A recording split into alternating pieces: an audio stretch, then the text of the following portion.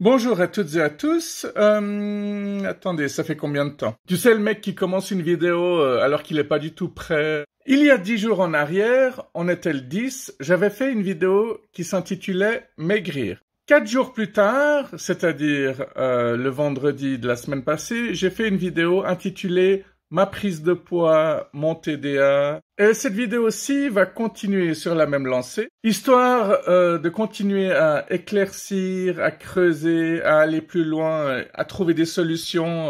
Donc, vendredi passé, je vous ai dit qu'un de mes abonnés m'a dit que j'ai fait l'amalgame entre maigrir et perte de poids. Alors, il m'a dit que maigrir, c'est l'amincissement dû à la perte de poids et que perdre du poids, c'est égal à l'allègement. Rien à voir avec le serment d'allégeance, ou peut-être que si, mais j'ai pas envie de faire des recherches pour trouver des connexions. Parce que malgré tout, il y a des choses dont on s'en fout, quoi, faut le dire. Alors une fois de plus, dans cette vidéo, je vais vous dire des trucs qui vont vous surprendre, des trucs que vous n'allez pas croire, ainsi de suite. N'hésitez pas à réagir. Je vous avais dit qu'il y avait quelqu'un dans une pharmacie, en fait c'était un patron de pharmacie, qui m'avait dit qu'on garde le même corps que l'on a à partir du moment où on commence à faire du sport. Si on commence à faire du sport à 18 ans, toute notre vie, on aura le corps de quelqu'un de 18 ans. Si on commence à 20, ainsi de suite. Oui, je sais que vous m'avez compris, hein. C'est pas parce que je fais exprès de louper certains mots, vous êtes pas bêtes, hein. J'ai longtemps réfléchi à cette théorie, mais évidemment, avec le temps, on devient plus fatigué, on a peut-être moins de capacité. Et puis, cette théorie, elle omet les problèmes de santé, comme par exemple avoir un genou explosé, avoir mal aux hanches, aux pieds.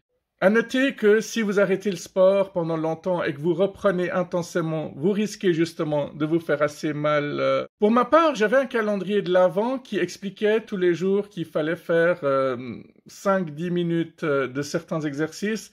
J'ai essayé de pousser plus loin en faisant le double et en combien de temps? On va dire en 6-7 jours, je me suis explosé les pieds. Ce qui n'était pas très malin de ma part parce que l'année passée, non, il y a 2 ans, je m'étais fait opérer des 2 pieds et puis une année plus tard, j'avais toujours mal. Ça met très longtemps à guérir les pieds, vu qu'on marche tout le temps avec, notamment. Ok, continuons. Il paraît que le jus de citron, enfin mettre un peu de vrai citron dans de l'eau tous les matins, c'est excellent. Après, les théories varient, hein. Il y a ceux qui disent qu'il faut le prendre 5 minutes avant le petit déjeuner, d'autres qui vont dire 10 minutes, il y en a qui vont aller jusqu'à une demi-heure avant même de prendre le café. Après, il y a aussi des théories sur le café. Bon, évidemment, c'est mieux de le prendre noir, sans sucre, sans lait.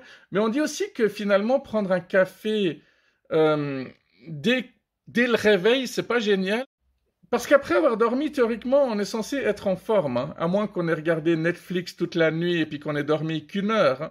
Mais si vous avez dormi correctement, normalement c'est vers les 10h, 10h30 que vous prenez votre pause. Là, ça devient judicieux de prendre un café pour lancer un premier boost d'énergie. Une des premières personnes qui m'avait dit que j'avais pris beaucoup de poids, c'était un de mes oncles, et puis il m'avait dit mange des pommes, hein. Tu peux manger 10 pommes par jour, tu prendras pas de poids, parce que Bibo, si tu dis que t'as faim, bah t'as qu'à manger des pommes. Ouais, le conseil qui tourne en boucle, je sais. Après, qu'est-ce que vous en pensez de ça? Si je mange 10 pommes par jour, est-ce que vraiment je vais pas prendre de poids? Parce que on a une fausse idée aussi, c'est qu'on pense que si on mange que des aliments sains, on va pas prendre de poids et vous et moi on sait que c'est faux. Attendez, qu'est-ce qui est marqué là? On enlève de plus en plus de fibres des aliments, les fruits et légumes sont tellement transformés, améliorés qu'ils ne ressemblent plus du tout à leur forme de base. Bon ça vous le savez que les carottes ressemblent pas du tout aux vraies carottes. On peut dire ça de tous les fruits, ouais. On se demande des fois pourquoi il n'y a pas de pépins, mais c'est parce que tout a été travaillé, transformé. Je me souviens que mon prof de sciences en 8e, 9e année avait dit une fois « Aujourd'hui, je vais vous dire quelque chose et vos parents vont m'engueuler et me tomber dessus. Attention, le sucre, c'est pas mauvais pour les dents. » Après avoir dit ça, il a pris cette position-là, comme si nous-mêmes, on allait lui sauter dessus pour lui péter la gueule. Et il a terminé sa phrase en disant en fait, c'est la matière en laquelle se transforme, la substance en laquelle le sucre se transforme, qui ça est mauvais pour les dents. Ça, c'est le genre de théorie où tu te dis, ouais, tout ça pour rien, tout ça pour ça, quoi. T'es en train de me dire que le sucre, c'est pas mauvais pour les dents, mais si on attend quelques heures, c'est mauvais pour les dents, donc au final, le sucre, c'est mauvais pour les dents. Mais évidemment, ce qu'il a voulu dire, c'est que si on mange du sucre et qu'on va directement se brosser les dents, c'est ça qui est fait, qu'il n'y a pas d'impact. Ce qui va paraître logique, évidemment. En même temps, tout ce qui est logique ne l'est pas pour tout le monde, parce que combien d'entre vous mangez beaucoup de sucre sans vous brosser les dents tout de suite, hein? Il y a plein de théories comme quoi les sucres naturels sont pas si mauvais ou que le sucre en général n'est pas si mauvais. C'est simplement le fait d'être sédentaire et de ne pas bouger qui est réellement très très mauvais. Vous savez comment ça fonctionne, hein? L'insuline s'occupe du sucre. Enfin, plus vous en mangez, plus le taux augmente et il essaie de diminuer le plus rapidement possible. Avec l'âge, il met plus de temps à le faire. Mais si vous mangez beaucoup de gras avec beaucoup de sucre, si vous faites le mélange, l'insuline ne pourra pas s'occuper du gras, mais seulement du sucre. Ou peut-être le contraire, j'en sais rien, je suis nul en sciences en fait. Mais ça rejoint le fait qu'on dit que c'est très mauvais de manger gras et sucré et qu'il faut compenser avec les fruits et légumes pour faire descendre tout ça, hein, le taux d'insuline. L'autre jour, je suis allé chez un ami et puis sa mère m'a dit « la semaine passée, j'ai invité un couple d'Afghans, j'avais acheté plein de pâtisseries, de sucreries, et puis ils ont quasi rien mangé. Les Afghans, ils sont plutôt salés que sucrés. » Et je me suis dit, oui, c'est vrai que tous les Afghans peuvent être mis dans le même panier. Ça m'a toujours fait marrer quand tu vois ces gens qui mettent tout un peuple dans un même panier. Ce peuple-là est plutôt ci, ce peuple-là est plutôt ça. Alors, il y a du vrai, mais côté nourriture, je pense qu'il y a de tout partout, hein. On peut pas dire de tout un pays qui sont plutôt sucrés ou plutôt salés, ou peut-être que si, j'en sais rien. Personnellement, j'ai pas l'impression. Ou alors, si les Afghans sont réellement très très salés, ça veut dire qu'une fois de plus, je suis le mouton noir de tout mon pays. Alors, vous savez que le chocolat blanc n'est pas bon. Il n'est pas meilleur que le chocolat au lait. Le meilleur, ça reste le chocolat noir. Après, le blanc d'œuf, c'est meilleur que le jaune d'œuf. C'est important de savoir que la graisse s'élimine via la transpiration, mais parfois via l'urine ou même les excréments. Oui, le gras part de toutes les manières du moment qu'on fait tout pour qu'il parte, hein, y compris ces machines électriques ou ces électrodes qu'on met sur le ventre et qu'on ne doit pas utiliser plus d'un quart d'heure par jour et ne pas les mettre trop proche du cœur parce que sinon c'est arrêt cardiaque direct. Alors, je n'ai pas trop d'avis sur le CrossFit, sauf que je pense pas que c'est quelque chose que je ferai un jour. Qu'est-ce que vous savez sur le CrossFit, vous, hein? Moi, en tout cas, on m'a dit que la première fois qu'on en fait, on vomit tellement c'est violent, tellement on fait beaucoup d'efforts. Ce que je vous disais justement qu'il faut pas faire. Mais après, chacun sa façon de fonctionner, vu qu'on fonctionne pas tous pareil. La calisthénie paraît totalement impossible pour ceux qui sont pas du tout sportifs, mais la calisthénie permet de faire étape par étape, petit à petit. Il y a des choses qui sont accessibles à tout le monde, hein. On n'est pas obligé de directement faire des figures acrobatiques extraordinaires. Ils expliquent qu'on peut même faire des pompes en ayant les genoux par terre. Par contre, en CrossFit, je ne sais pas s'il y a vraiment quelque chose pour les débutants. J'ai envie de dire sûrement, mais je ne sais pas comment ça se passe. Je vous avais dit que faire du sport virtuel, c'est-à-dire imaginer que vous faites du sport et imaginer l'effort, la fatigue, peut faire perdre quelques calories, mais c'est pareil avec le rire et c'est pareil avec chanter aussi. Mais tout ça, c'est des trucs qui font perdre juste quelques calories. Donc, je pense que même passer votre journée à rire ou à chanter ne va pas vous amener rapidement vers votre poids idéal. Pendant que je vous dis ça, il y a mon ventre qui est en train de gargouiller. Qu'est-ce qu'il y a? Tu as aussi envie de communiquer? Hein? Bon, tant que c'est pas mon cul qui communique pendant cette vidéo, ça va. Ça, c'est plutôt quand je suis en train de converser avec des gens que je ne supporte pas.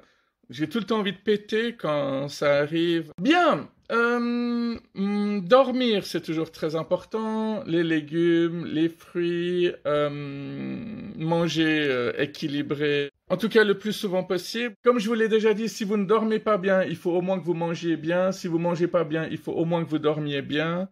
Le sport est essentiel, minimum un quart d'heure, de quoi transpirer. Mais pour ça, il faut trouver le sport qui vous convienne et pas n'importe lequel, sinon vous allez vite arrêter et puis en avoir marre. Après, il y a toutes ces histoires de jeûne. Il paraît que même le jeûne intermittent, je ne sais pas comment on appelle ça, le fait de ne pas manger pendant 12 heures, c'est-à-dire si vous arrêtez de manger à 20 heures le soir jusqu'à 8 heures le lendemain, je pense que ça a pas mal d'effets bénéfiques.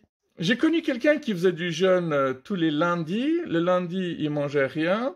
Bon, trouver un sport qui vous plaît, c'est comme l'art, hein. Il faut aussi trouver l'art qui vous plaît pour votre esprit, pas vous occuper que de votre physique. Ah, moi, je refuse de croire qu'on puisse n'aimer aucun style de musique, aucun style de film, aucune peinture, aucune sculpture, aucune pièce de théâtre, aucune de mes vidéos, hein. Il y en a quand même plus de 1000. Ça me fait toujours marrer les gens qui voient juste 2-3 de mes vidéos et qui disent « Ah, Bibo, je déteste ce qu'il fait. » Donc, en gros, évitez de rester sur votre canapé, bougez. Il faut aussi... alors, dans l'ordre, évitez les buffets, manger quand on a faim, ne pas acheter trop de nourriture, éviter certains rayons au supermarché, éviter les endroits où il y a de gros petits déjeuners avec croissants, par exemple. Ensuite, il faut manger de la soupe, boire des infusions. Alors, il y a ceux qui vont dire qu'il faut planifier ses repas au maximum, d'autres qui vont dire non, il faut manger peu chaque fois qu'on a faim, pas forcément à midi pile. Ça, c'est à vous de voir. À chacun de trouver ce qui lui convient. Il est conseillé de faire ses courses dans une petite surface ou dans des petites surfaces, de trouver la bonne quantité afin de ne pas se resservir une deuxième assiette. Après, bon, évidemment, il y a tous ces conseils comme le yoga. Il faut essorer votre corps, hein. Il faut tordre votre corps, faire du stretching et même du trekking si vous pouvez. Mettre du plastique, genre sac poubelle autour de vos vêtements ou à l'intérieur pour transpirer plus, c'est pas une mauvaise idée. Le soleil est tombé très très vite, hein. Il s'est dit « Oh non, Bibo, il faut encore une vidéo, vite, je vais aller me coucher. » Je vous ai dit, il y aura toujours des conseils et leur contraire, hein. Il y a ceux qui disent qu'il faut rentrer le ventre plusieurs fois en guise d'exercice. Par contre, il y a ceux qui vont dire qu'il faut pousser le ventre pour faire croire que vous êtes encore plus gros que ce que vous êtes. Il paraît que ces deux exercices peuvent faire du bien suivant la catégorie de personnes. Donc l'un de ces exercices va convenir à une catégorie de personnes, l'autre à une autre catégorie. Après, n'oubliez pas que prendre du poids, c'est toujours une forme de protection, hein. Les gens qui se sentent facilement, rapidement agressés se sentent plus protégés par leur poids, par leur graisse, quand ils en ont beaucoup. Le fait de manger très très vite cache aussi une certaine angoisse.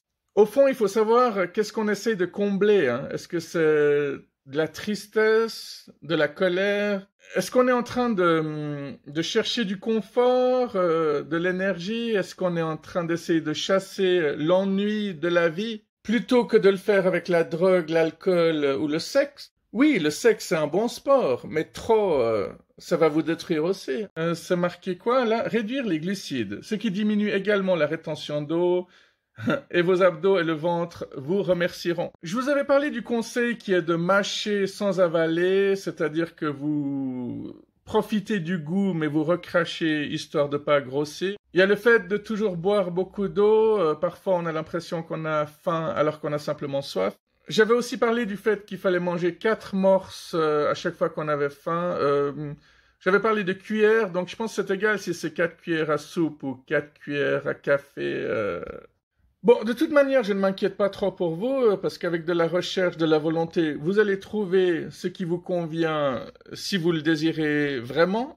Au final, il n'y a que vous qui pouvez faire la part des choses, hein. Est-ce que vous allez faire du carb cycling ou est-ce que vous êtes anti-carb cycling? De toute manière, vous entendrez toujours les deux écoles, hein. Tous ceux qui vont vous donner des conseils vont se confronter entre eux, se disputer, créer des débats animés. Même si j'aurais préféré qu'ils créent des dessins animés, c'est beaucoup plus rigolo. Il y a toute une catégorie de personnes qui vont aussi dire « Mais en fait, on s'en fout de tout ça. » Et ils ont peut-être raison.